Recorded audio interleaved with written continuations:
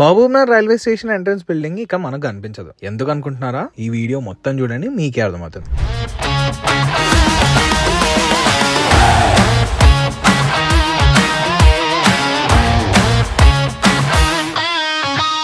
So అయితే 32 ఏళ్లుగా మనకు సేవలు అందించిన ఈ బిల్డింగ్ ని గవర్నమెంట్ కూల్చేస్తున్నారు. మరో సరికొత్త ఎంట్రన్స్ అయితే నిర్మించబోతుంది గవర్నమెంట్.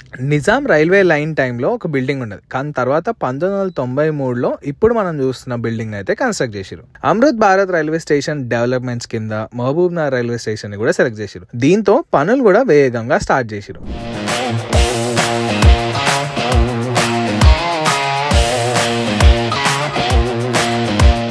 ప్రెజెంట్ ఉన్న బిల్డింగ్ ని కూల్చి అందులో ఉన్న ticket booking counter, enquiry counter ను station left and right side లకైతే తాత్కాలిక భవనాల్లోకి మార్చడం జరిగింది. రీడెవలప్మెంట్ వర్క్స్ కంప్లీట్ అవ్వడానికి అప్రాక్స్ 8 months టైం అయితే పడుతుందంట. ఇక రిజర్వేషన్ కౌంటర్ ని SBI ATM దగ్గర సైడ్ కి అయితే షిఫ్ట్ చేసి ఇప్పుడు మోడర్న్ రైల్వే స్టేషన్ గా కంప్లీట్ రినోవేట్ చేస్తున్నారు. సో ఈ డెవలప్మెంట్ లో భాగంగా కొత్త స్టేషన్ లో మోడర్న్ ఎస్కలేటర్స్ కంప్లీట్ గా ఎయిర్పోర్ట్ వైబ్ లా ఉంటుందని చెప్తున్నారు. అలాగే waiting halls, platforms, lift, parking and other facilities అన్ని అప్గ్రేడ్ అవబోతుంది.